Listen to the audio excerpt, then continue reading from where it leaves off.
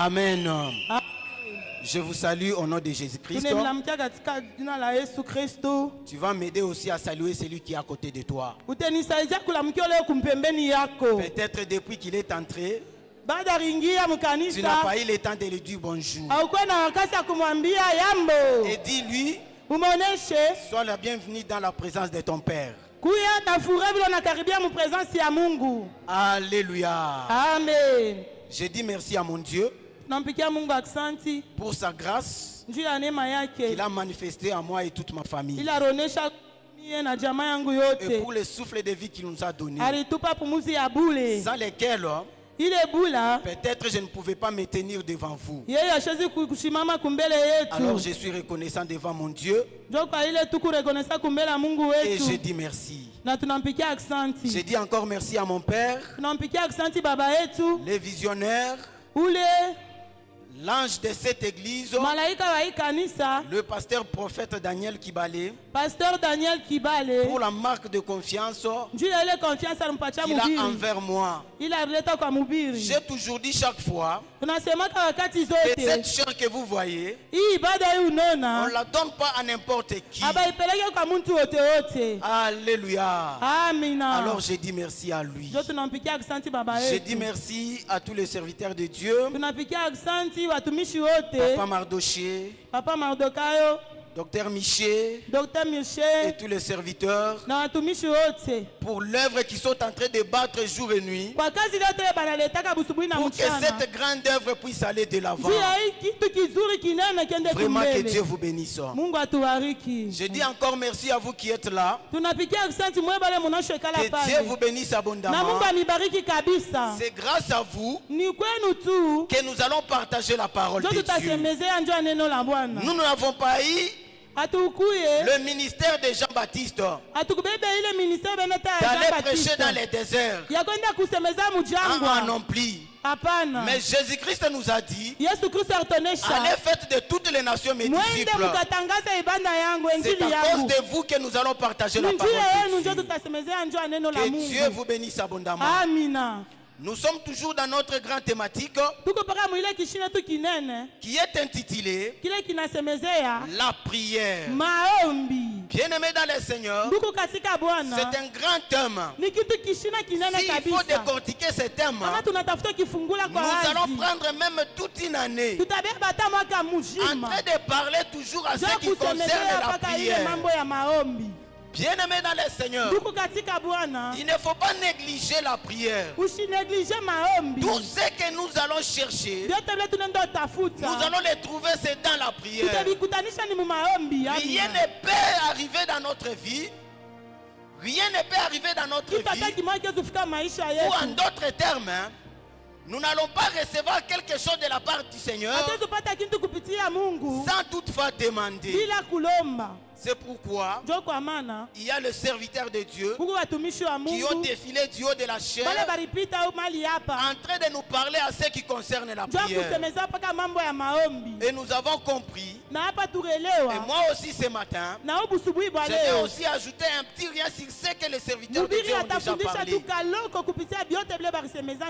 Mon sous-thème de ce matin est intitulé comme suite: apprends-nous à prier.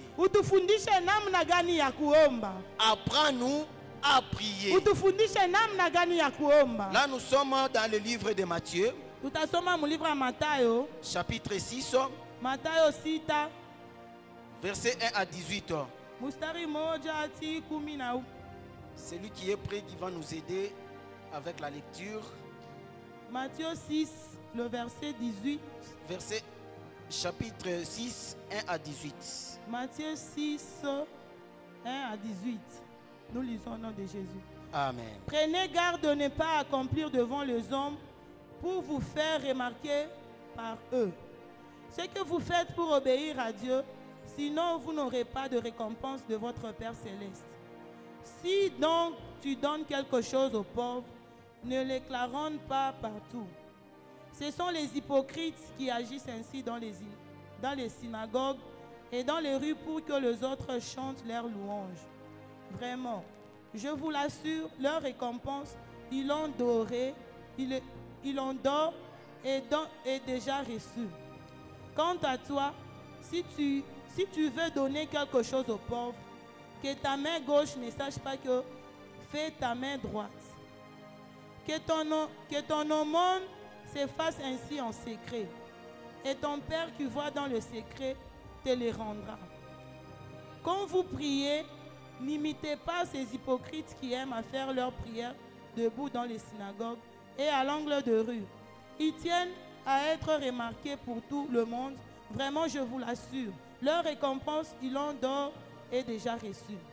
Mais toi, quand tu veux prier, va dans ta pièce la plus retirée, verrouille ta porte et adresse ta prière à ton Père qui est là dans le lieu secret. Et ton Père qui voit dans ces lieux secrets te les rendra. Dans vos prières, ne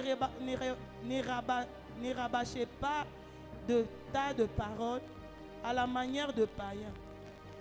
Ils s'imaginent qu'à force de paroles, Dieu les entendra. Ne les imitez pas, car votre Père sait ce qu'il vous faut avant que vous les lui demandiez.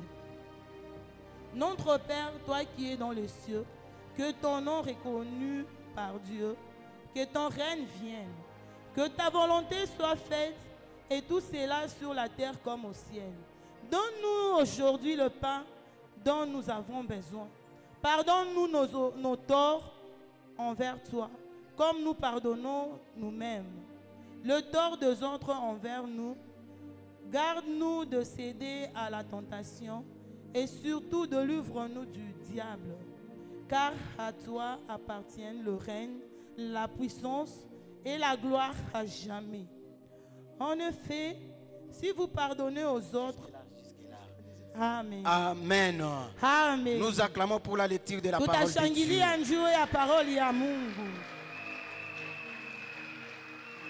Apprends-nous à prier.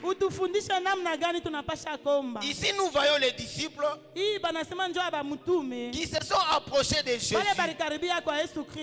pour lui demander de leur apprendre comment prier. Ce qui m'étonne de plus, je n'ai pas vu un endroit où les disciples, dans leur relation avec Jésus-Christ, ils ont demandé à Jésus de leur enseigner l'homilétique.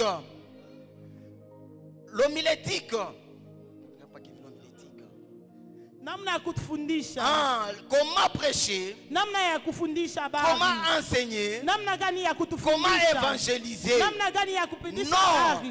mais les disciples, ils sont allés tout droit à Jésus pour lui dire: Jésus, apprends-nous à prier. Là, je crois que les disciples, ils ont compris que la puissance du ministère de Jésus-Christ, les enseignements que Jésus-Christ enseignait, le miracle et les prodiges qu'il accompagnait, provenaient de sa vie de prière. Alors là, je crois aussi que les disciples ont compris que si nous arrivons à prier comme lui, nous allons prêcher comme lui, nous allons enseigner comme lui, nous ferons aussi les miracles et les prodiges comme lui. C'est pourquoi ils sont allés dire à Jésus: apprends-nous à prier. Parce qu'ils ont compris que la source de la puissance du ministère de Jésus-Christ provenait de la prière. Lorsque, bien-aimés, nous entrons dans la prière, lorsque nous prions à Dieu, tout ce que nous désirons, l'Éternel et Dieu nous le donnera. Et Jésus-Christ lui-même, il a regardé ses disciples, il n'a pas dit non, on ne demande pas ça. La prière ne s'enseigne pas. Mais Jésus-Christ a dit: ce que vous avez demandé est très important. Lorsque vous voulez prier, Dites ça. Dites ça. Et dites ça. Bien-aimé dans le Seigneur, il y a une bonne manière de prier. Et il y a une mauvaise manière de prier. C'est pourquoi la prière doit être apprise. Nous devons être enseignés comment prier. Par exemple, là où nous sommes, si tu viens devant le serviteur de Dieu, tu as eu un rêve. Tu viens devant le serviteur de Dieu. Tu dis, papa, j'ai eu un rêve. Mais je ne connais pas l'interprétation. Le serviteur de Dieu va interpréter le songe. Et il va t'orienter. Tu vas dans ce cas pareil. Va prier comme ça. Lorsque tu vas un cas pareil, même si tu es seul, prie comme ça. Oui, bien-aimé dans le Seigneur, la prière, ça s'apprend. C'est pourquoi lorsque les disciples, ils ont compris que nous ne pouvons rien sans la prière, ils sont allés devant Jésus pour demander, apprends-nous à prier. Apprends-nous à prier. Apprends-nous à prier. Alléluia. Amen, amen. Dans ce cas ici, notre premier point est intitulé comme suite: la motivation dans la prière. Jésus-Christ a parlé de la motivation dans la prière. La Bible nous dit, en ce temps-là, il y avait les pharisiens. Qu'est-ce que les pharisiens faisaient? Et lorsqu'ils veulent prier, ils vont se tenir debout dans les coins des rues, là où les gens passent, pour que les gens le voient comment ils sont en train de prier, pour que les gens savent que ce sont les hommes des prières. La Bible dit ceci: les prières, ils ont déjà eu les récompenses, parce qu'ils ne priaient pas pour Dieu, mais ils priaient pour se faire voir devant les hommes que ces gens ici, ce sont les gens qui prient, que ces gens ici, ce sont les gens de prière. Bien-aimé dans le Seigneur, je vais te dire ceci: lorsque tu veux prier, la Bible dit, ne les ressemble pas. Ne les ressemble pas, parce qu'ils ont déjà eu les récompenses. Mais si tu veux prier, il ne faut pas prier pour toi-même. Il ne faut pas prier pour que les hommes puissent te voir. Mais il faut prier pour que Dieu au ciel puisse te voir. Même celui qui est à côté de toi, il faut que tu puisses l'ignorer. C'est comme s'il n'est pas là. Tu dois prier pour que Dieu puisse t'écouter. Alléluia. Ça m'étonne ces jours ici. Lorsque nous regardons dans d'autres églises, si on dit venez on prie, vous allez voir les gens qui commencent à adorer. Les autres, ils prennent son téléphone, ils mettent les selfies, ils commencent à se filmer, en train de pleurer, en train d'adorer. Après cela, il va prendre ces images-là, il va lancer pour que le monde entier puisse voir comment il est en train de prier.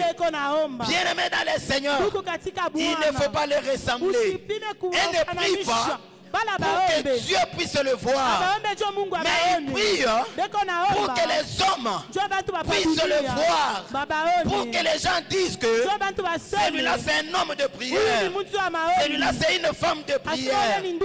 Mais nous en tant qu'enfants de Dieu, si nous voulons prier, nous devons avoir une motivation. Nous prions pourquoi? Pour que les hommes puissent nous voir. Ou bien nous prions pour avoir ce que nous cherchons devant Dieu. Bien-aimé dans le Seigneur, d'autres prières ne peuvent pas être exaucées par Dieu. Ce n'est pas que si tu pleures dans la prière que Dieu va t'exaucer. Ce n'est pas que tu gênes, tu fais 21 jours de jeûne que Dieu va t'exaucer. Ce n'est pas que parce que tu souffres que Dieu va t'exaucer. Parce que d'autres chrétiens pensent que comme je souffre tellement, Dieu fera quelque chose. Mais non plus. Mais lorsque nous prions, nous devons savoir comment se tenir devant notre Dieu. Nous devons savoir comment parler avec notre Dieu. Parce que prier, c'est parler avec notre Dieu. Lorsque nous prions, pour être exaucés, nous devons respecter le protocole divin. Alléluia. Amen, amen. Lorsque nous allons respecter le protocole divin, et lorsque nous allons parler à Dieu, Dieu va nous entendre et il va nous exaucer. Bien-aimés dans le Seigneur, ce matin, si tu veux prier, ne prie pas comme les pharisiens. Sache comment te tenir devant ton Dieu et comment lui prier. Prie pour que Dieu puisse te voir et non pas le pasteur et non pas les hommes de ce monde. Parce que ne peut absolument rien faire dans ta vie. C'est le Jésus-Christ de Nazareth qui écoute nos prières et qui fera quelque chose dans nos vies. Notre deuxième point, Jésus-Christ dit à ses disciples, lorsque vous voulez prier, entrez dans votre chambre. Entrez dans ta chambre. Ferme la porte et prie ton Dieu. Le Père qui est dans les secrets va t'écouter. Bien-aimé dans le Seigneur, la chambre qu'on parle ici, ce n'est pas la chambre physique qu'on voit. Parce que d'autres personnes n'ont pas de chambre. Et même Jésus-Christ lui-même, il priait la plupart des temps, c'est dehors. Jésus-Christ n'avait pas la chambre là où il partait pour prier. Jésus-Christ priait dehors. Maintenant ici, Jésus-Christ dit, si tu veux prier, entre dans ta chambre, ferme la porte et prie le Dieu qui est dans le secret. La chambre que Jésus-Christ était en train de parler, c'est ton esprit. Alléluia. La chambre, c'est ton esprit. Parce qu'au moment où nous sommes ici, il n'y a pas de chambre pour quiconque ici. Chacun n'a pas sa chambre ici. Mais si nous voulons prier, il faut que tout et chacun de nous entre dans sa chambre et qu'il ferme la porte. Parce que son Père se trouve dans le secret. La chambre, c'est ton esprit. Bien-aimé dans le Seigneur, plusieurs sachent comment maîtriser leur corps. Amen. Le corps que vous voyez, nous le maîtrisons très bien. Et tu vas voir que ça c'est ma main gauche, ça c'est ma main droite, ça c'est ma tête, ça c'est mes jambes. Je maîtrise très bien mon corps. Et là où tu es, tu maîtrises très bien ton corps. Ton âme aussi, tu le maîtrises très bien. Tu sais que moi je suis colérique, je suis empirique, je suis introverti, je suis introverti. Tu maîtrises bien ton corps et ton âme.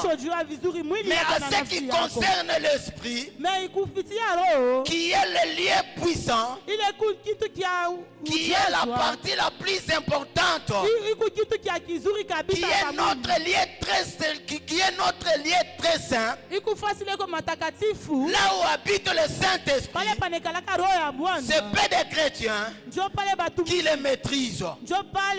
Bien-aimés, ce matin, Est-ce que tu peux me dire de ton esprit? Est-ce que tu peux me parler de ton esprit? Est-ce que tu peux me dire comment ton esprit fonctionne? Mais Jésus-Christ nous recommande, si nous voulons prier, que nous puissions entrer dans la chambre. La chambre que je te parle ce matin, c'est ton esprit.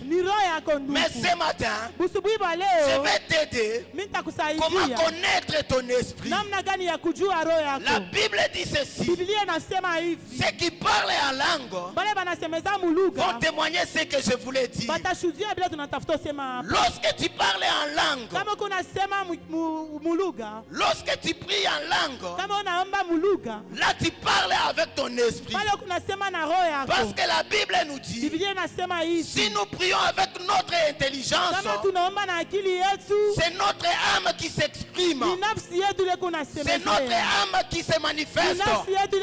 Mais lorsque nous prions en langue, notre corps, notre âme est stérile. Notre corps est stérile. Lorsque tu pries en langue, tu ne peux pas même contrôler ton corps. Tu ne peux pas même contrôler ton âme. Là, c'est l'esprit qui est maintenant au-dessus, qui prend le contrôle de ton corps, qui prend le contrôle de ton esprit. Et lorsque tu pries en langue, c'est ton esprit qui parle déjà. C'est ton esprit qui te communique. Tu peux même ressentir l'émotion de ton esprit qui te dit, qui te montre que Dieu aime ceci, Dieu n'aime pas ceci, à travers la voix audible que tu vas ressentir dans ton esprit.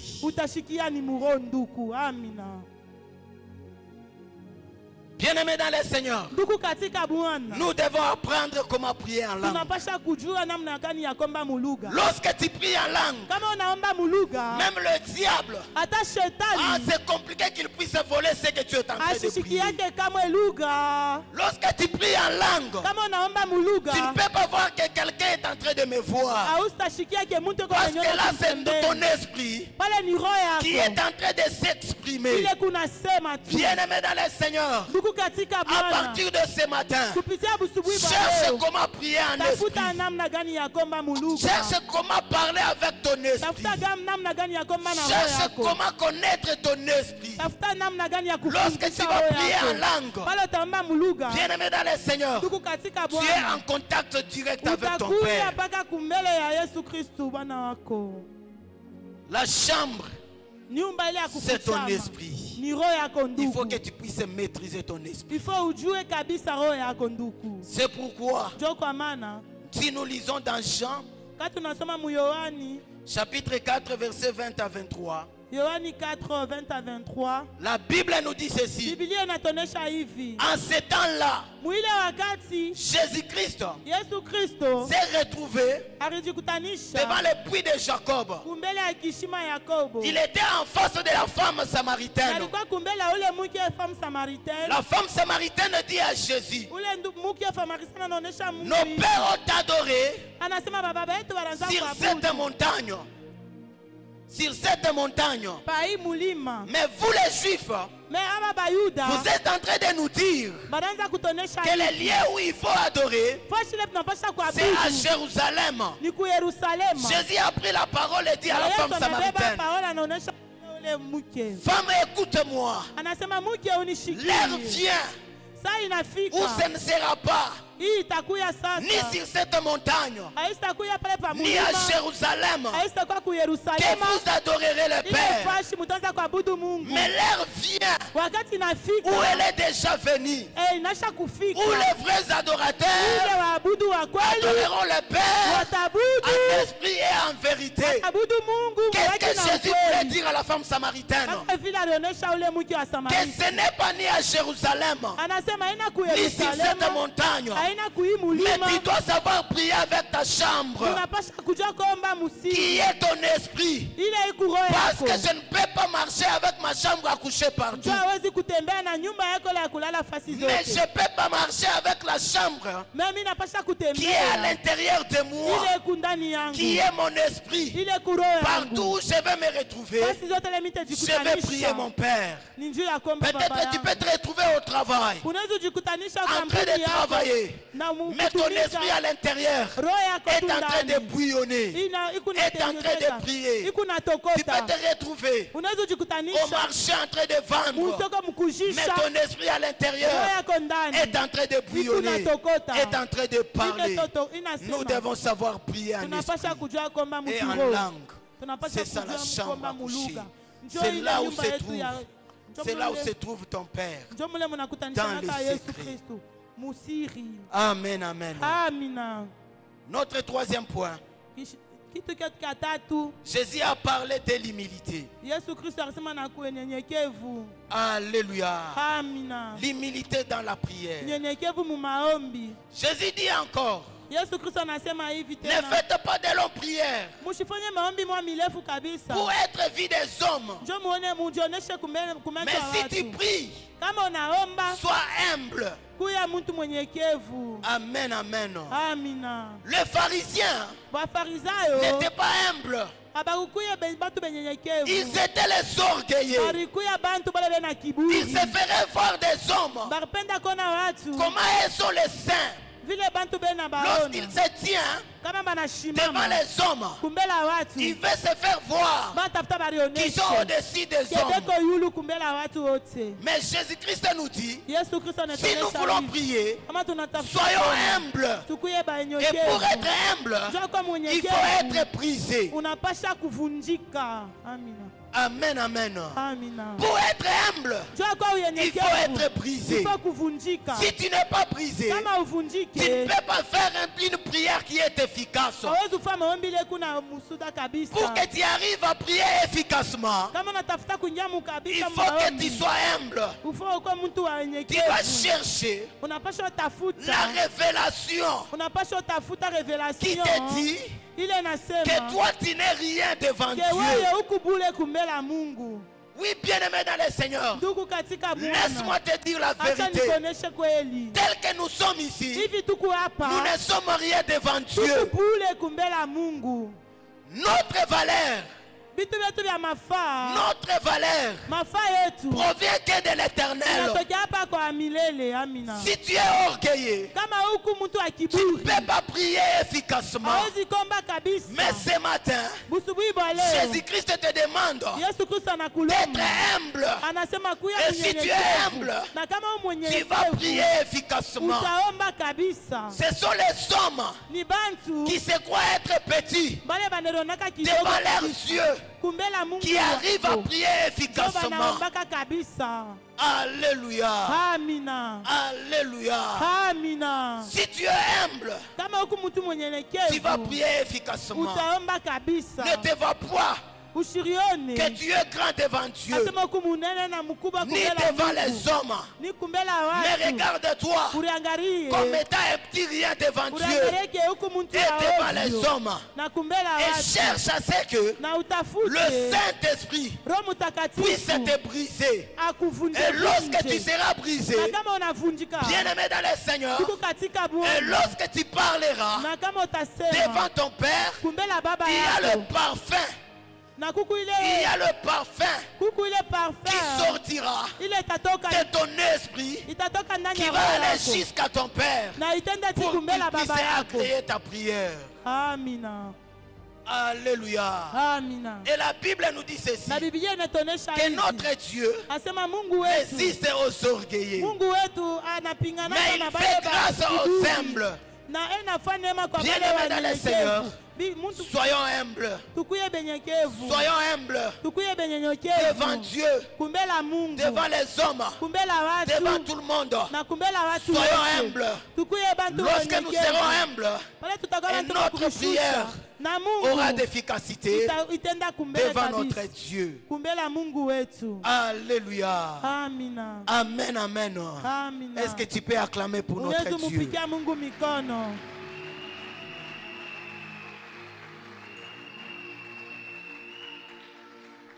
Notre quatrième point et dit ceci: prier devant Dieu. Alléluia. Prier devant Dieu. Prier devant Dieu, c'est quoi, bien-aimé? C'est-à-dire, si tu veux prier, il faut que tu saches que devant toi, il y a quelqu'un. Amen, amen. Lorsque tu pries, sache que devant toi, il y a quelqu'un. Ce n'est pas la personne physique que tu vois, mais la personne spirituelle est là devant toi. Alléluia. Lorsqu'on a crié au Seigneur, nous étions avec les frères. J'avais un frère. Lorsque lui veut prier, il va prendre la chaise, il met devant lui. Parfois on s'étonnait, on disait: ce frère, qu'est-ce qu'il veut faire? Il prend la chaise, il met devant lui, il dit: papa, assis-toi, j'ai des choses à te dire. Il va se tenir debout devant la chaise. Il commence à parler. Il parle. Il ne prie pas, mais il parle. Il parle. Il parle. Il parle. Nous autres là, en train d'acclamer là-bas, on tape les mains, on circule, mais lui est là devant la chaise. Devant la chaise, il n'y a personne là-bas, mais il est en train de parler. C'est comme si quelqu'un est assis devant lui. Un jour j'ai compris, parce que la Bible dit: prier, c'est parler avec Dieu. Alléluia. J'ai compris que ses frères nous a avancé. Il a eu la révélation à ce qui concerne la prière. Si tu veux prier, il faut que tu sois conscient que devant toi il y a quelqu'un. Tu ne peux pas prier sans avoir la conscience à qui est-ce qu'on parle. On ne parle pas à n'importe qui, mais on parle à celui qui est.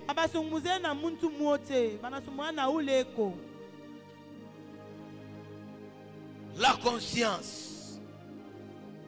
Tu dois apprendre à connaître la conscience. Lorsque tu pries, que devant toi il y a quelqu'un.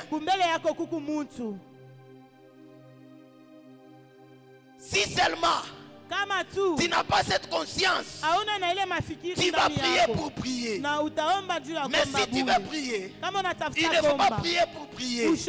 Tu dois savoir que devant toi, il y a quelqu'un devant toi.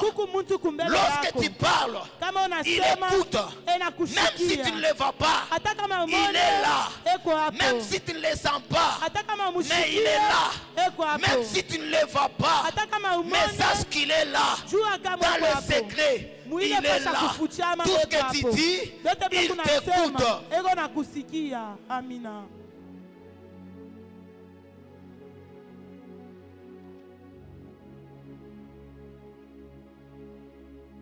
Tout ce que tu dis, il t'écoute.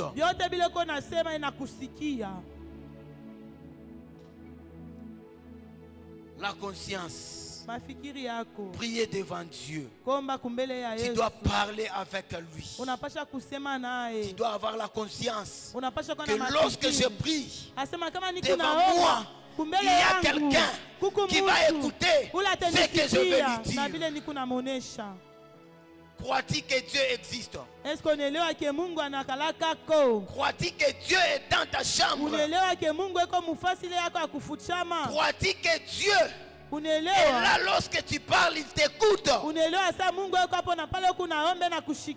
Bien-aimé, ce matin, je suis venu te dire, tu dois croire que Dieu existe. Et lorsque tu crois que Dieu existe, même si tu parles, tu pries, tu vas croire que Dieu est là. Il est en train de t'écouter, même si tu ne le vois pas. Nous voyons seulement les arbres bouchés, mais nous ne voyons pas le vent. Nous n'avons pas besoin d'écouter le vent pour que nous puissions respirer. Nous n'avons pas besoin de voir Jésus-Christ présentement ici en robe blanche pour que nous puissions prier. Mais tu dois croire que lorsque je prie, mon Père m'écoute. Il est avec moi ici. Il m'écoute. Parce que notre Dieu, il est l'omniscient. Il est l'omnipotent. Il est l'omniprésent.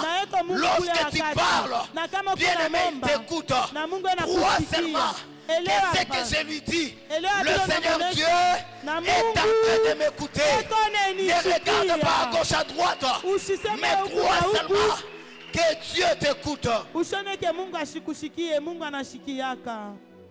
Alléluia. Amina. Alléluia. Amina. Crois seulement que Dieu t'écoute.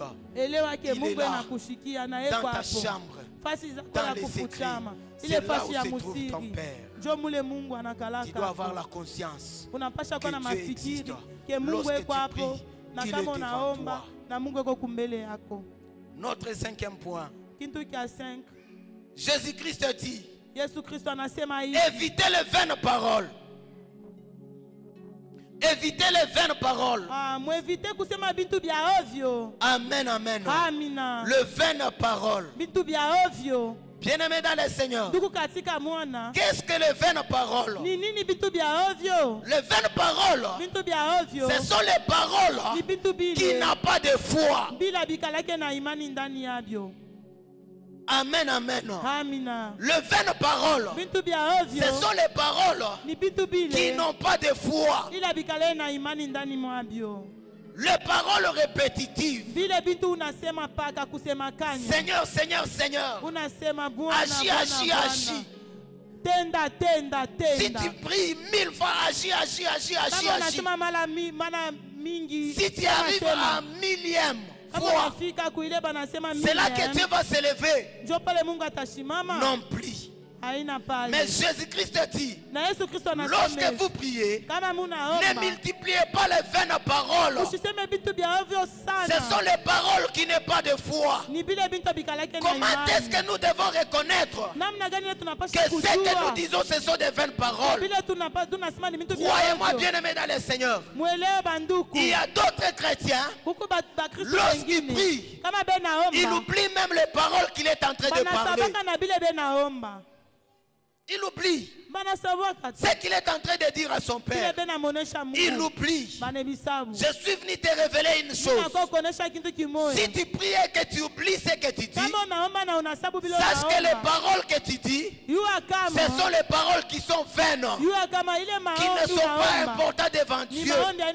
Ce sont les paroles qui n'ont pas la foi. Mais lorsque tu pries, tu dois avoir la foi dans tes paroles.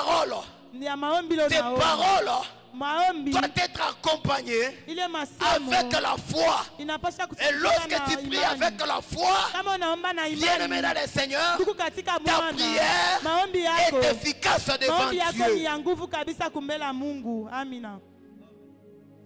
La Bible nous dit ceci, que la prière de la foi guérit les malades. Tu peux être tout seul dans la maison, mais si tu as la foi et que ton fils tombe malade, si tu as la foi Avant d'appeler mon père, tu dois te lever. Si tu as la foi, tu vas prier et l'enfant sera guéri. Parce que tes paroles sont accompagnées avec la foi. Mais si tu pries sans la foi, ce sont des vaines paroles. Tu multiplies seulement les paroles. Tu multiplies seulement les paroles. Ne pense pas qu'en force de multiplier les paroles, que Jésus-Christ va t'exaucer. Mais non, prie. Mais si tu crois et que ta prière est accompagnée avec la foi, bien-aimé dans le Seigneur, tu vas prier efficacement. Et Jésus-Christ lui-même, devant le tombeau de Lazare, qu'est-ce que Jésus-Christ a fait? Il n'a pas multiplié des paroles. Alléluia. Amina. Acclame d'abord le Seigneur. Pika mikono, pika mikono.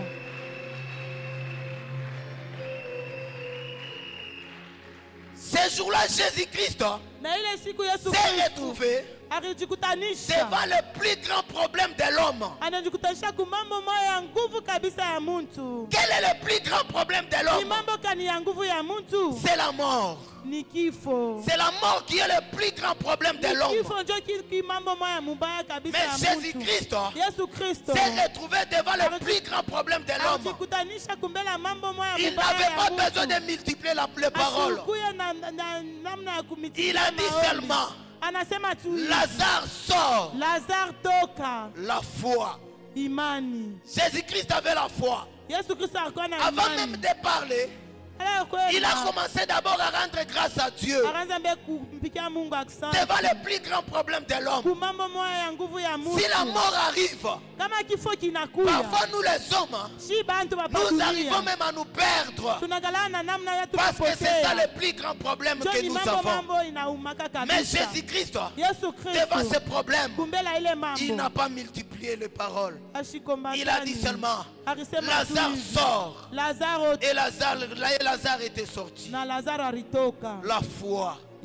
Lorsque tu pries, il faut que ta prière soit accompagnée avec la foi. Ne prie pas pour prier, mais toute parole qui sortira de ta bouche soit une parole de foi. Et tu vas prier et Dieu va t'exaucer. Et pour terminer, il faut avoir la précision dans la prière. Notre sixième point. La précision dans la prière. Lorsque tu pries, tu dois être précis dans ta prière. Avoir la précision dans la prière. Bien-aimés dans le Seigneur, plusieurs chrétiens prient sans avoir la précision dans leur prière. Qu'est-ce que tu es en train de demander devant Dieu? Qu'est-ce que tu as besoin? Qu'est-ce que tu veux que Dieu fasse pour toi? Parce que tu ne peux pas te tenir devant ton Père, prier pour prier, non. Mais lorsque tu pries, il faut avoir la précision dans ta prière. Demande ce que tu as besoin et ton Père va te le donner. Si tu as besoin de la maison, demande la maison à ton Père. Si tu as besoin du travail, demande un bon travail à ton Père. Si tu as besoin d'un mari, demande le mari à ton Père. Si tu as besoin de quelque chose, il faut avoir la précision. C'est pourquoi Jésus-Christ posait des questions qui semblaient être bizarres devant les hommes. Jésus s'est retrouvé devant un aveugle. Jésus-Christ lui demande: que veux-tu? Ah, si c'est nous, on allait répondre que tu ne vois pas que je suis aveugle. Mais laissez-moi vous dire qu'un aveugle ne désire pas seulement voir. Peut-être cet aveugle-là désire de l'argent, désir de vêtements. C'est pourquoi Jésus-Christ a demandé à cet aveugle, que veux-tu? L'aveugle avait dit que je puisse voir. Et Jésus-Christ a dit, vois. Et cet aveugle avait vu. Toi aussi, qu'est-ce que tu as besoin? Qu'est-ce que tu as besoin que Dieu fasse pour toi ce matin? Sois précis dans la prière. Mieux vaut faire 3 prières précises que faire 2 heures et 2 heures dans la prière en train de demander la volonté de Dieu. Laissez-moi vous dire la vérité. Dieu a plusieurs volontés. Mais toi et moi, nous devons demander parmi les volontés de Dieu, qu'est-ce que tu veux que Dieu fasse pour toi? Sois précis dans ta prière. Sois précis dans ta prière.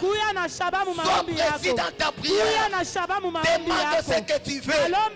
Ton Dieu qui est dans les lieux secrets va te le donner. Que Dieu bénisse sa parole.